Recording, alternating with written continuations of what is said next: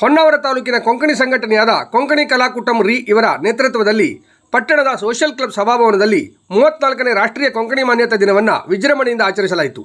ಕಾರ್ಯಕ್ರಮದ ಉದ್ಘಾಟನೆಯನ್ನು ಸುಪ್ರೀಂ ಸೌಹಾರ್ದ ಸಹಕಾರಿ ಸಲಹೆಗಾರ ಸಂತ್ಯಾಗ್ ಹೋರ್ಟಾ ನೆರವೇರಿಸಿ ಕೊಂಕಣಿ ಭಾಷಿಕರಿಗೆ ಶುಭ ಹಾರೈಸಿದರು.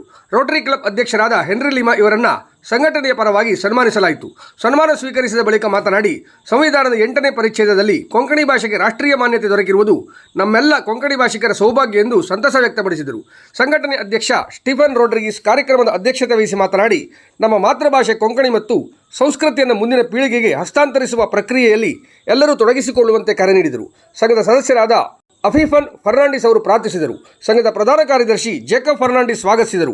ಕಾರ್ಯಕ್ರಮದ ಸಂಚಾಲಕ ಸ್ಟೆಲಾ ಡಿ ಲಿಮಾ ವಂದಿಸಿದರು. ಕಲಾವಿದ ಸ್ಯಾಮನ್ ಲೋಪಿಸ್ ನೇತೃತ್ವದಲ್ಲಿ ಸಿಂಫೋನಿ ತಂಡ, ಬ್ಲೂಮ್ ಮೆಲೋಡಿ, ಇನ್ಫಾಂಟ್ ಜೀಸಸ್ ಚರ್ಚ್, ಪ್ರಭಾತ ನಗರ, ಹೊನ್ನಾವರ ಹಾಗೂ ಸಂಘದ ಸದಸ್ಯರು ವಿವಿಧ ಕೊಂಕಣಿ ಸಾಂಸ್ಕೃತಿಕ ಕಾರ್ಯಕ್ರಮವನ್ನು ಪ್ರದರ್ಶಿಸಿದರು.